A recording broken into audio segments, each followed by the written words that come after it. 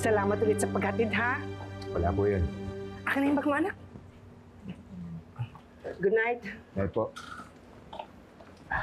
Lilet. Okay ka lang ba talaga?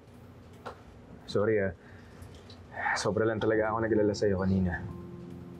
Halos-saluin mo na nga lahat ng bubog para sa akin.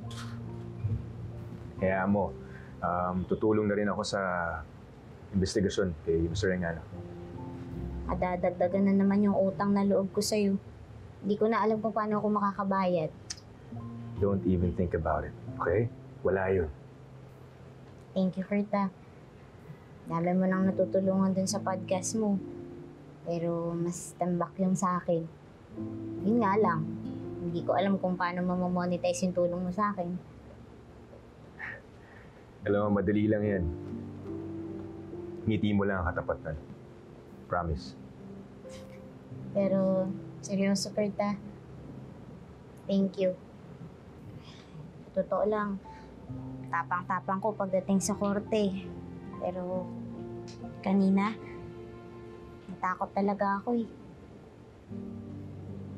Kailan lang ako nakalabas sa kulungan?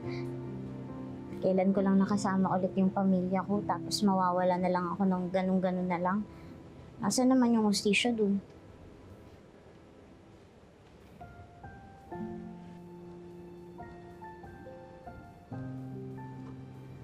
Marami pang nangangailangan ng tulong mo. Attorney Lilet Matias. No saying goodbye anytime soon, okay? Salamat talaga. Pero seryoso, nahihinayan talaga ako ng sa chandelier eh. Mukhang mamahalin eh. Kapag biro ka pa talaga ng ganyan ah. Oh, ayan ha. Sabi mo kanina, hindi mo monetize yung tulong ko sa'yo. Eh, monetize na eh. Sobra-sobra pa nga eh. Bakit? Ngumiti ka na eh. That's priceless.